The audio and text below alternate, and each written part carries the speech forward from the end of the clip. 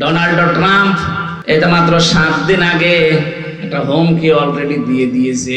কারণ দুইজন খ্রিস্টান যুবতী মেয়েকে ভারতের মাটিতে উলঙ্গ করে হাঁটিয়েছেন এই উগ্রপন্থী হিন্দুরা।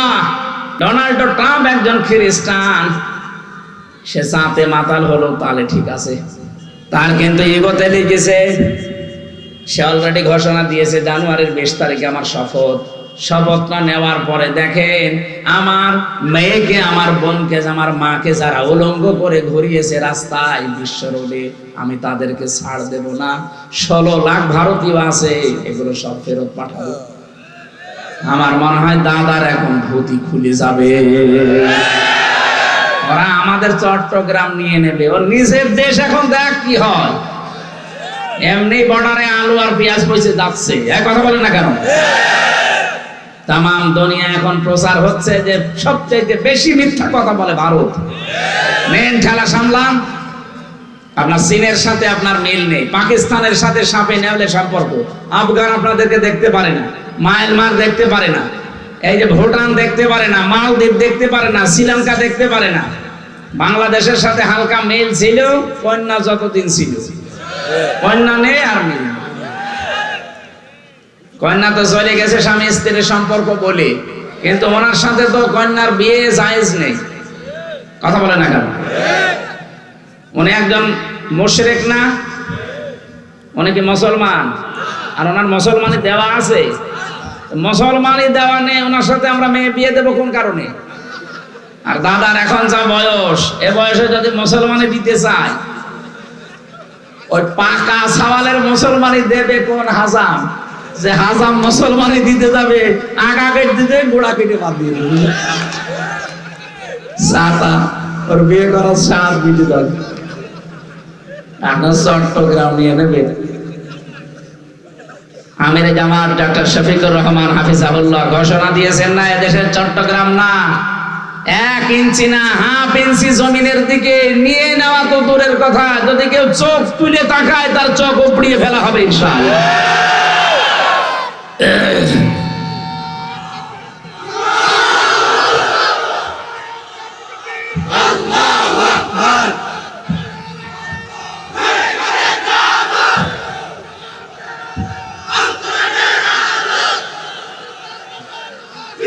আলহামদুলিল্লাহ।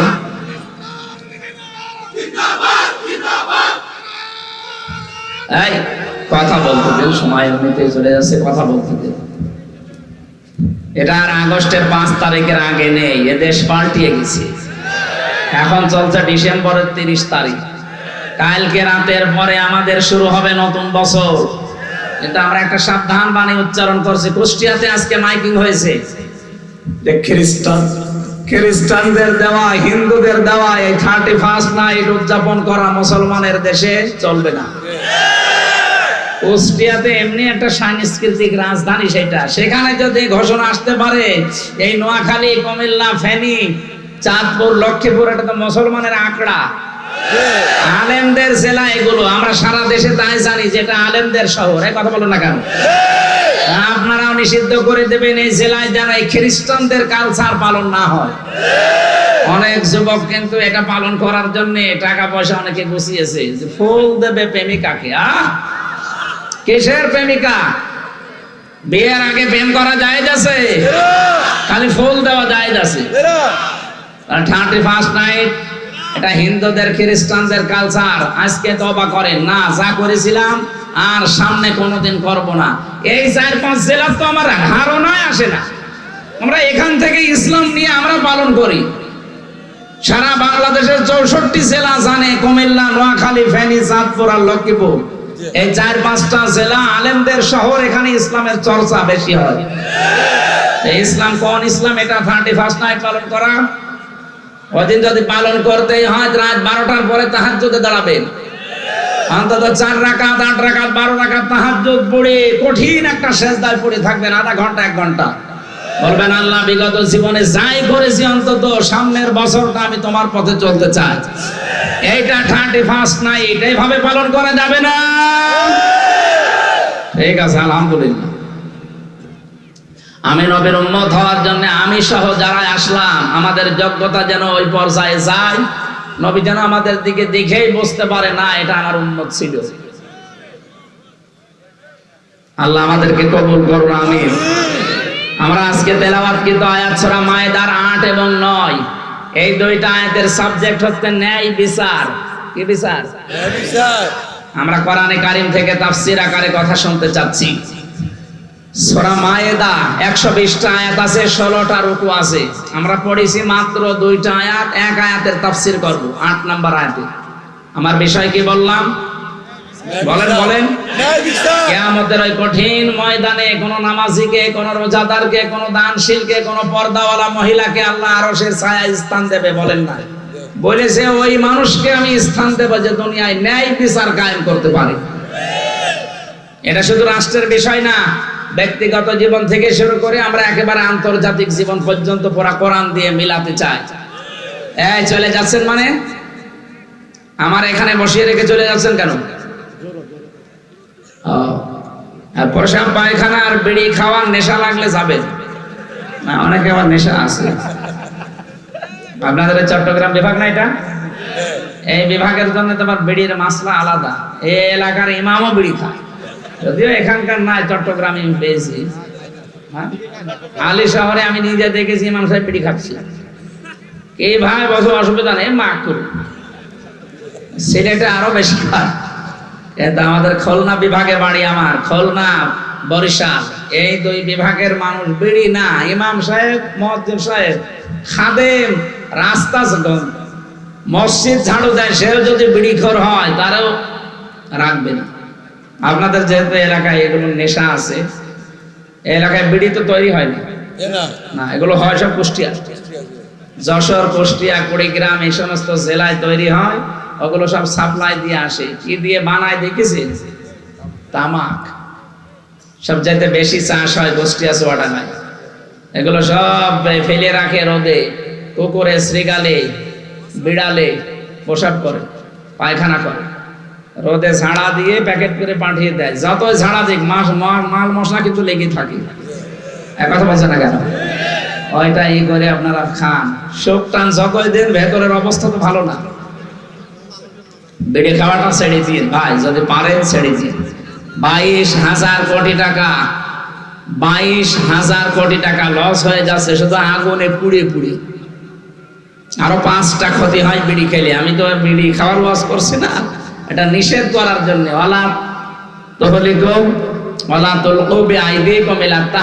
নিজেদেরকে নিজেরা ধ্বংস করে দিও না, এটা আত্মহত্যার স্বামী। মানুষ মনে করে বিড়ি খেলে আর কি কয়েকটা জিনিস নষ্ট হয়ে যায় ভেতরে। আর আপনাকে আল্লাহ যা দিয়েছেন এগুলো সব আল্লাহর পক্ষ থেকে আমানত। একটা জিনিস আপনি নষ্ট করতে পারবেন না ইচ্ছা করে, কথা বলে না কেন? সুতরাং এটা যারা খাচ্ছেন ছেড়ে দেবেন। আর যদি খুব বেশি নেশা লাগে, আজকের মতো খান, খেয়ে আবার তাড়াতাড়ি চলে আসবেন ইনশাআল্লাহ। দেখলেন, ইনশাআল্লাহ বলছি, তার মানে এরা খাবে। এবার আমরা কোরআনে যাচ্ছি, নেন। আল্লাহ রাব্বুল আলামিন বলেন, ইয়া আইয়ুহাল্লাযীনা আমানু, ও হে যারা ঈমানের দাবি করো। ডাক দিয়েছেন আল্লাহ কাদের? আরো জোরে। এখানে আমরা যারা আছি সবাই কি ঈমানদার না বেঈমান? না না, আপনি আন্দাজে বললে হবে। সাহাবী প্রশ্ন করলেন, হে নবী, আমার ভেতরে যে ঈমান আছে আমি টের পাবো কি করে? নবীজি বললেন, ইদা সাররাতকা হাসানাতুকা ওয়া সাআতকা সাইয়্যাতুকা ফাআনতা মুমিন। যখন তোমার ভালো কাজগুলো তোমাকে আনন্দ দেবে আর অন্যায় কাজগুলো তোমাকে কষ্ট দেবে, ভেতর থেকে একটা বাধা আসবে, প্রতিবন্ধকতা সৃষ্টি হবে, তখন বুঝবে তোমার ঈমান আছে। ও বাংলার মুসলমানেরা, আমাদের সবার কাছে কি ভালো কাজ ভালো লাগে? বলেন না কেন? অন্যায় কাজ অন্যায় মনে হয়? এই যে মোবাইলের ভেতরে যাদের এমন এমন দৃশ্য আছে, সিনেমা আছে, নভেল, নাটক আছে, যেগুলো নিজে দেখলে আনন্দ পান, অন্য কেউ দেখলে আপনার লজ্জা লাগে, এরকম কোন দৃশ্য যদি থাকে এই মুহূর্তে ডিলিট করা লাগবে। যাই আছে নিজে দেখলে ভালো লাগে, অন্য কেউ দেখলে আপনার লজ্জা লাগে, শরম লাগে, এইটাই কিন্তু গুনার কাজ। কথা বলেন না কেন? এরকম কোন দৃশ্য নেই মোবাইলে? এখনই ডিলিট করেন, তারপরে ওয়াজ শুরু করছি। নেন, কারা কারা ডিলিট করবেন হাত তোলেন তো, অনলাইন হাত তোলেন। হ্যাঁ দাঁড়িয়ালো ভাই, দেখি মোবাইল দেখি কি আছে আপনার, ওই যে আপনার পাশেরটা কি আছে, কি কিছুই নেই, কিছুই নেই। আলহামদুলিল্লাহ, এলাকা ভালো আছে। তাহলে নবীজির হাদিস অনুযায়ী ঈমান আমাদের আছে কিনা এটা একটা থার্মোমিটার। যখন ভালো কাজগুলো আপনার ভালো লাগবে, অন্যায় দেখলে আপনার ভেতর থেকে একটা বাধা আসবে, কষ্ট লাগবে, তখন বুঝবেন আপনার ঈমান আছে। কি কথা বলেন না কেন? এই ঈমানদারকে আল্লাহ ডাক দিয়ে জানিয়েছেন, কোন তোমরা হয়ে যাও কাওয়ামিনা লিল্লাহ শুহাদা বিল কিসত। এক নম্বরে তোমরা আল্লাহর জন্য দাঁড়িয়ে যাও, সত্যের সাক্ষ্য দেওয়ার জন্য। ন্যায় বিচার কায়েম করা এবং সত্যের সাক্ষ্য, এই দুইটার জন্য তোমরা দাঁড়াও। এ ঘোষণাকার বাংলার ইমানদারেরা, দলমত নির্বিশেষে আজকে আমাদেরকে দাঁড়াতে হবে ন্যায় বিচার কায়েমের জন্য আর সত্য সাক্ষ্য দেওয়ার জন্য। আল্লাহ রাব্বুল আলামিন বলেন, আলা ইয়াজরিমান্নাকুম ওয়ালা ইয়াজরিমান্নাকুম শানানু কওমিন। কোরআন শরীফে যত আয়াত আমি তাফসীর পড়েছি, এইটা আমার কাছে সবচাইতে ভয়ের আয়াত।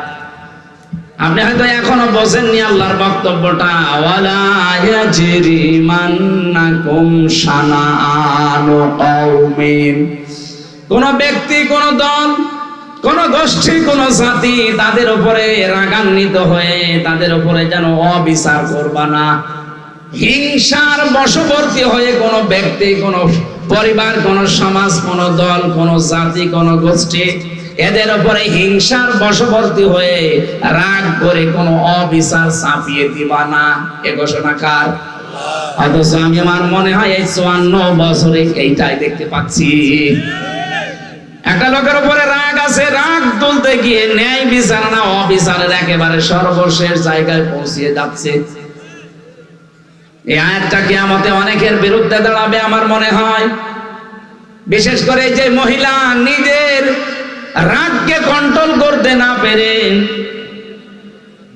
একটা মানুষের উপরে, একটা ব্যক্তির উপরে, একটা দলের উপরে রাগ করে তাদেরকে শেষ করে দেওয়ার জন্য অবিচারের একেবারে শেষ পর্যায়ে চলে গেছে। আরে ভাই, আমার নামে যদি কেউ রাজাকারের মামলা দেয়, এটা শয়তানও বিশ্বাস করবে? ওসি আমারে ডাক দিয়ে বলছে, হুজুর আপনি আইসেন না কেন? আমাদের কাছে নির্ভরযোগ্য সূত্রে খবর এসেছে যে আপনি রাজাকার। আমি বললাম যে ভাই, আপনি আমারে দেখেছেন কোনোদিন সরাসরি? বলছে না, আমি একটা হিন্দু মানুষ।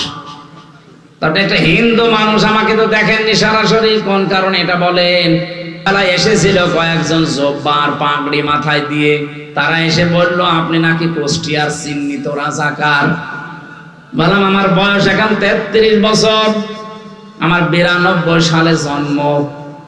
আমার বাবা ওই সময় হয়েছে কিনা আল্লাহ ভালো জানে। আমার বাবার মনে হয় এখন 55 বছর হবে। 55 বছরের বাবার বয়স, আমার বয়স 33, আমার মা আরো মনে হয় 4-5 বছরের ছোট হবে আমার বাবার। আমার বাবারই তো ওই সময় বিয়ে হয়নি। কথা বলে না কেন? আমার বাবার তো অন্তত ওই সময় বিয়ে হলেও, আমার মায়ের ওই সময়, আমার বাবার সাথে বিয়ে না হলে আমি কিভাবে হলাম দুনিয়ায়? আপনি কি কারণে এগুলো করছেন আমাকে একটু বলেন তো। আমি নিজে করতে চাইনি, আমাকে দিয়ে করাচ্ছে মাইজ ভান্ডারের কিছু লোক। মানে এবারে বুঝলাম যে হ্যাঁ, ওদের আঘাত লেগেছে কোন জায়গায়। তার কিছুদিন আমি সূরা ফুরকানের 68 নাম্বার আয়াতের একটা ব্যাখ্যা বলেছিলাম, ওটা নাকি ওদের বিরুদ্ধে গেছে। ওয়াল্লাযীনা লা ইয়াদউনা মা'আল্লাহি ইলাহান আখার। রব্বুল আলামিন বলেন, সাবধান, আল্লাহকে যারা ডাকো তার সাথে অন্য কাউকে জুড়ে দিবা না। এই কথা বুঝতেছে? আল্লাহকে যারা ডাকে তার সাথে অন্য কাউকে যারা ডাকবে ইউদাফ লাহুল আযাব, তাদের শাস্তি ডবল হবে। কয়টা? আরো জোরে। অথচ যে কুমিল্লা, ব্রাহ্মণবাড়িয়া, চাঁদপুর এই সমস্ত জেলাতে আমরা দেখি জিকির করে আল্লাহ, কিছুক্ষণ পরে ইয়ালি বাবা, কেল্লা বাবা, ফতে বাবা। এক কথা বলছেন না? আপনি কোথায় পেয়েছেন আল্লাহর সাথে কেল্লা বাবা, ফতে বাবা বলা লাগবে? যারা করে এগুলো, ওই কথাগুলো কোরআন দিয়ে তুলে ধরলে যেহেতু ওদের ব্যবসা বন্ধ হয়ে যায়, মানুষ বোঝে যে তো ভণ্ড। কারণ এই কাজ করলে শাস্তি পাওয়া লাগবে ডবল। নিজেরাও জাহান্নামে যাচ্ছে, আমাদেরকেও সাথে নিয়ে যাচ্ছে। আবার নাম নিয়েছে সুন্নি। কিসের সুন্নি? আপনি বেদাতি। কারণ ইসলামের ভেতরে নতুন একটা জিনিস আবিষ্কার করেছেন, কেল্লা বাবা, ফতে বাবা, শালি বাবা, দয়াল বাবা। এক কথা বলছেন না? ওরা যদি জাহান্নামে যেতে চায় যাক, অন্তত আমরা যারা সচেতন কোনদিন আর এরকম উল্টা পাল্টা জিকির, আরো জোরে বলেন, ওরা এই কারণে ওসির কাছে নালিশ দিয়েছিল যে উনি পীর মাশায়েখ মানে না। কিসের পীর মানি না? পীর মানে উস্তাদ, শিক্ষক। তার কাছে আমি কিছু জানার জন্য যাব, তার গা পা টিপা লাগবে, উল্টা পাল্টা জায়গায় হাত দেওয়া লাগবে। কোথায় পেয়েছেন আপনি? অনেকে খেদমত করতে করতে বউ পর্যন্ত দিয়ে আসে, যুবতী মেয়ে দিয়ে আসে। আরে ভাই, আপনার বউ দিয়ে আপনি পীরের গাঁটি পান? আল্লাহর ওলি মনে করি। তোরা শরীরের ভেতরে এমন জায়গা আছে যেখানে হাত লাগলে মরা মানুষ চিন্তা হয়ে যায়। ও যদি এখন চিন্তা হয়ে পড়ে।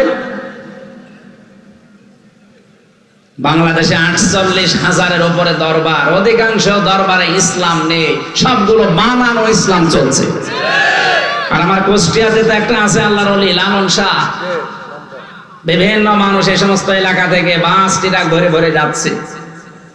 সারা দেশ মিলিয়ে আপনি যেই কয় মন গাঁজা না পাবেন, তার চাইতে বেশি গাঁজা পাওয়া যায় লালনের মাজারে। কারণ বাংলাদেশের ভেতরে একটাই নিরাপদ জায়গা যেখানে পুলিশ পাহারা দিয়ে গাঁজা খাওয়ায়।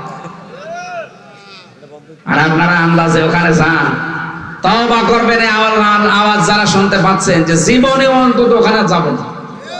প্রকাশ্য জেনা, ব্যভিচার আর এই গাঁজা খাওয়া প্রকাশ্য, কিচ্ছু বলে না, লাইসেন্স করা আছে। আমার ভাইরা, এই মিথ্যা মিথ্যা মিথ্যা মামলা দিয়ে, মিথ্যা সাক্ষী দিয়ে মানুষের জীবন যারা নষ্ট করে দিয়েছেন, আল্লাহ পাক তাদেরকে আজ নির্দেশ দিচ্ছে, ঈমানের দাবি করো, ভালো করে শোনো। দাঁড়িয়ে যাবে না এই বিচার কায়েমের জন্য। ওই লোকটা যদি নিজের নিকট আত্মীয় হয়, তারপরও তারে ছাড় দেওয়া যাবে না। কারণ অধিকাংশ আগের উম্মত যারা, ওই মানুষগুলো গরিব মানুষরা যদি অন্যায় করতো, একেবারে 100 বিচার করতো। আর ধনী মানুষেরা, পাওয়ারফুল মানুষের, টাকা পয়সাওয়ালা মানুষের ছেলেরা মেয়েরা, তারা নিজেরা অন্যায় করলে তখন আর কিছু বলতো না। এটা ঠিক 2008 থেকে 24 পর্যন্ত এইরকমই চলেছে। যদি বিরোধী দলের কেউ কিছু করে, 5 থেকে জুন খসে 14টা মামলা হয়ে যায় তার নামে। আর নিজের দলের লোক যদি আকাশও খেয়ে ফেলে, কোনো অসুবিধা নেই। এ পাশের জেলা চাঁদপুর, এখানে সেলিম নামে এক বালু খেকো ছিল না? চাঁদপুরে না? আমার সাথে ছেলে ছিল। আমি দেখেছি এই লোকটার আচরণ কি। ওখানে যে মানুষগুলো কয়েদি আছে তাদেরকে পর্যন্ত পিটাতে যেত। কোথায় আছে এখন জানি না, মনে বের হয়েছে, মরে গেছে। ও, গণপিটুনিতে বলেছে। আলহামদুলিল্লাহ, আচরণ খুব খারাপ। ভেতরে থাকতে চালিয়েছে। আওয়ামী লীগ করতে মনে হয় না, শয়তানের ভেতরে যাও, শয়তানি করছে। আল্লাহর লোক হবে। আমার ভাইরা, আমার আয়াতের মূল কথায় যাচ্ছে। আমরা আজকে থেকে যে যা করুক, আমরা দাঁড়িয়ে যাব সত্য প্রতিষ্ঠা করার জন্য। আরে পৃথিবীতে সব চাইতে বড় সত্য হচ্ছে আমার আল্লাহর কোরআন। এটা প্রতিষ্ঠার জন্য আপনাকে দাঁড়াতে হবে। কেউ না থাক, আমি একাই দাঁড়িয়ে যাব। কার জন্য দাঁড়াবো? আল্লাহ বলেছেন লিল্লাহি, আমি আল্লাহর জন্য দাঁড়াবি। আপনি তাকান তো নবীজির জীবনের দিকে, তামাম দুনিয়া একদিকে আর বিশ্ব নবী একা একদিকে। কি কেউ গাছ পূজা, কেউ মাছ পূজা, কেউ আগুন পূজা, কেউ দুর্গা পূজা, কেউ দর্গা পূজা নিয়ে ব্যস্ত ছিল। আর নবীজি পুরা একা দাঁড়িয়ে বলেছেন লা ইলাহা ইল্লাল্লাহ, আমি কাউকে মানি না, যিনি সত্য ইলাহ আমি তাকে মানি। কারণ আমি দাঁড়িয়েছি কোন কাওয়ামিনা লিল্লাহ, আমি আল্লাহর জন্য দাঁড়িয়েছি। বাংলার মুসলমানেরা এই আয়াত আমি 100% বিশ্বাস করি, 100% আমি বিশ্বাস করে যতদিন আমি মেনে নিয়েছি, আমি দেখেছি আল্লাহ আমাকে সাহায্য করেছে। সেই 13 সালে একবার, 11 সালে একবার আমাকে গ্রেফতার করেছিল এই আয়াতটার কারণে। কোরআনে কারিমের আয়াত ব্যাখ্যা করছিলাম ওই সময়, ইয়া আইয়ুহার রাসূল বাল্লিগ মা উনজিলা ইলাইকা মির রাব্বিক, হে রাসূল আপনাকে আমি যা নাযিল করেছি ওটা মানুষের কাছে প্রচার করেন। আমি তো আল্লাহর আয়াতের উপরে 100% বিশ্বাস করে শুরু করেছিলাম, কিন্তু ওই সময় একেবারে ভরা যৌবনদের আমার নামে মামলা দিল পুলিশের কাছে। যখন শিবির করে, শিবিরের রক কেটে বেড়ায় ক্যাডার, এটা যে একটা ডাহা মিথ্যা কথা, আমার জীবন দিয়ে আমি প্রমাণিত। রক কাটা কারে বলে জীবনে কোনোদিন দেখি নাই, নামও শুনি নাই। অথচ ইসলামপন্থী এই মানুষগুলোর উপরে একটা মিথ্যা তহমত দিয়ে বাংলার মানুষ থেকে এতদিন আড়াল করে রেখেছিল জালেমরা। এখন অনেকে আবার জালেমদের পক্ষ নিয়ে কথা বলছেন। এই বাংলাদেশে যদি সিগারেট বিহীন কোন ছেলে থাকে সেটা শিবিরের ছেলে, আমি গ্যারান্টি দিচ্ছি। আপনি বলেন, এরা টেন্ডার বাজি করে না, সাদা বাজি করে না, সিগারেট খায় না, ডাল খায় না। বিশ্ববিদ্যালয়ে তা আমিও পড়েছি। এই মানুষগুলো সকালে উঠে দেখতাম কোরআন পড়ছে, লালন শাহ হলে আমি ছিলাম। আর অন্য দলের ছেলেদেরকে দেখেছি সকালে উঠে কুলি করছে লাল পানি দিয়ে। লাল পানি বোঝে? আমার এই চোখ দিয়ে দেখেছি মাস্টার্সে ক্লাস নিচ্ছে, মাস্টার্সে ক্লাস নিচ্ছে। এই কি কমনে তাকান আপনি? আমি ইশারা দিচ্ছি না, বললাম লাগবে না।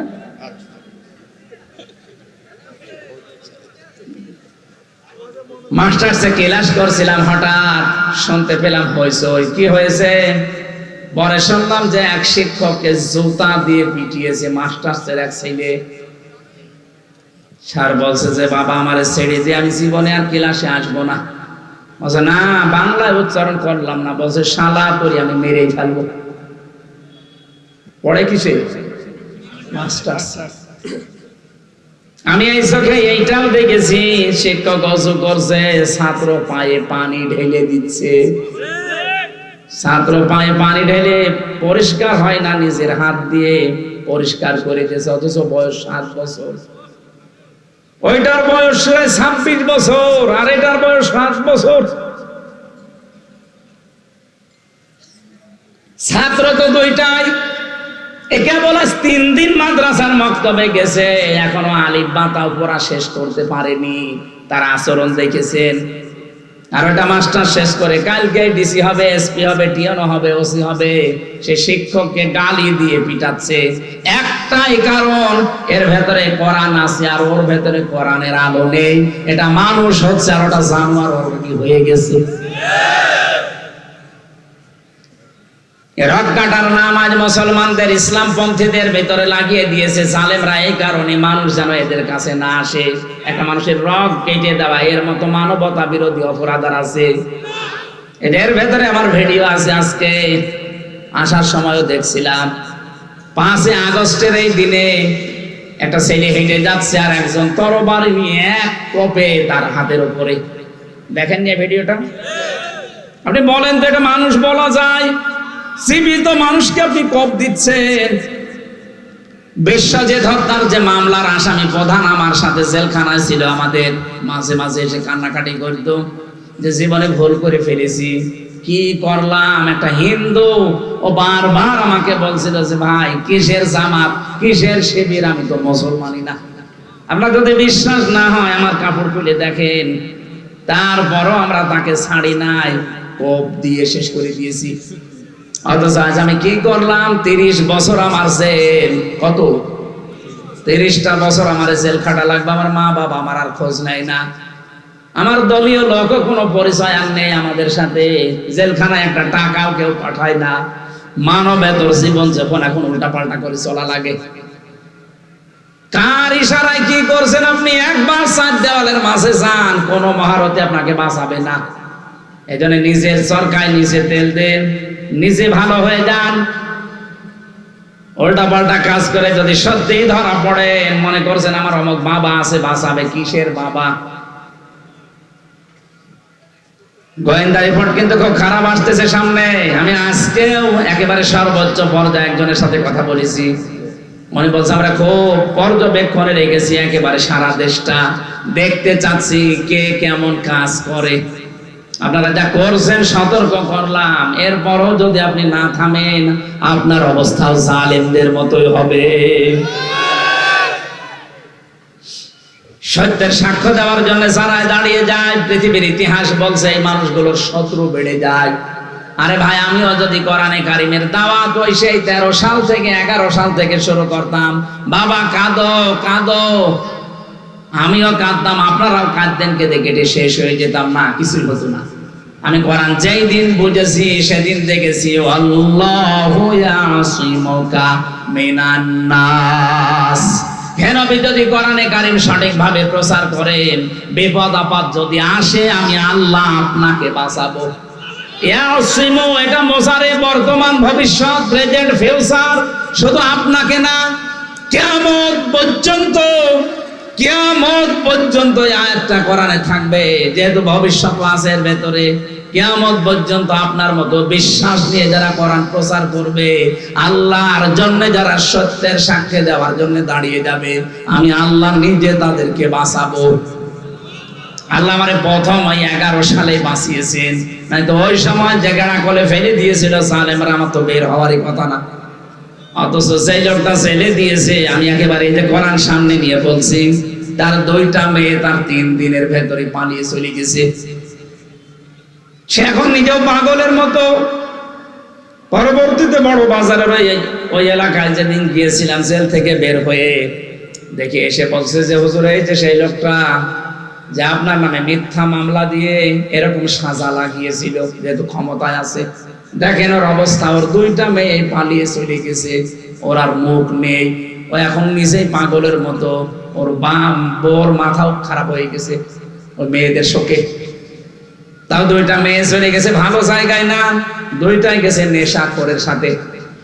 এই জন্য বউটা পাগল, ও নিজেও এখন পাগল হয়ে দেখেন হাফ প্যান্ট পরে দাঁড়িয়ে আছে, খালি নাচে এইভাবে। বললাম এটা আমার জন্য না, এটা কোরআনে কারিমে বাধা দেওয়ার ফল।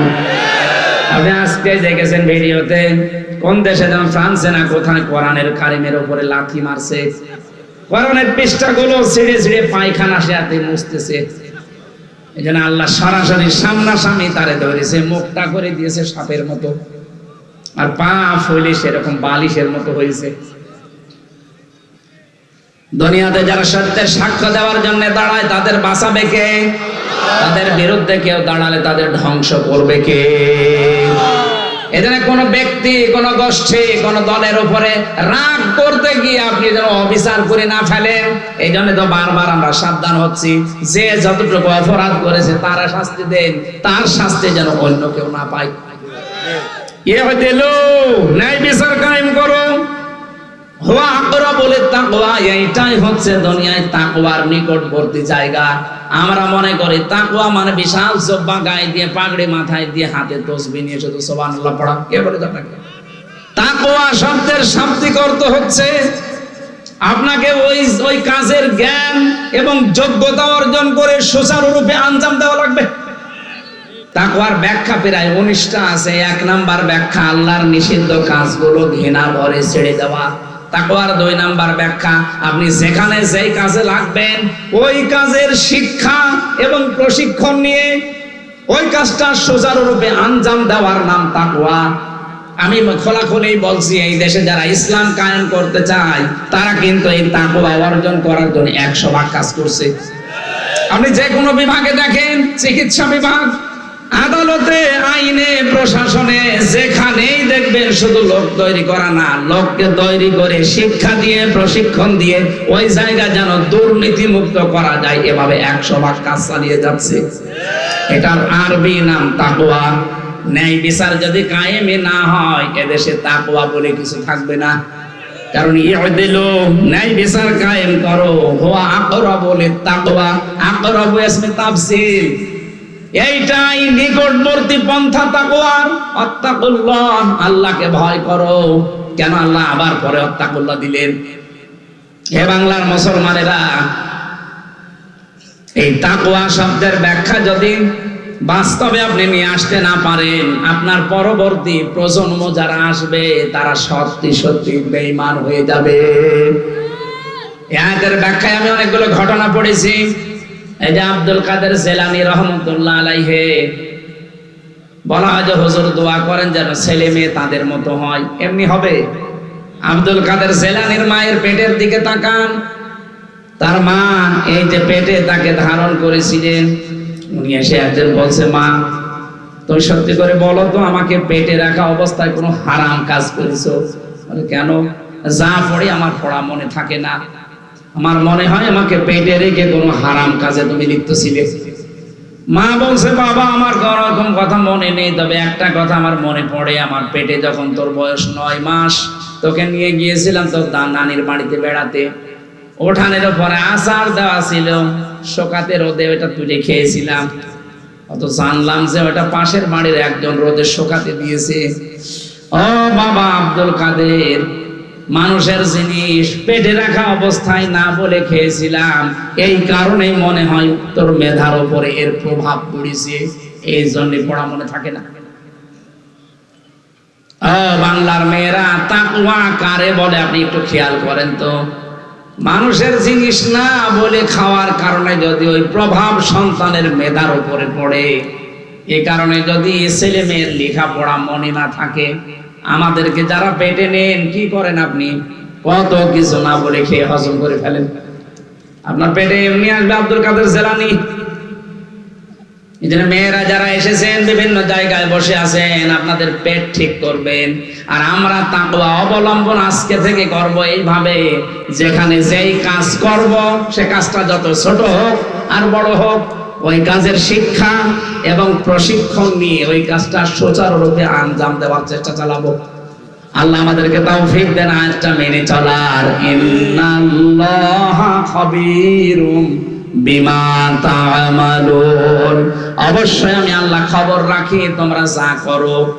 আল্লাহ যেহেতু সব জানে, সব খবর রাখে, এই জন্য তাকে সাক্ষী রেখে সত্যকে প্রতিষ্ঠা করার জন্য, ন্যায়ের সাক্ষী হওয়ার জন্য প্রত্যেকের জায়গা থেকে চেষ্টা করি। আমিন।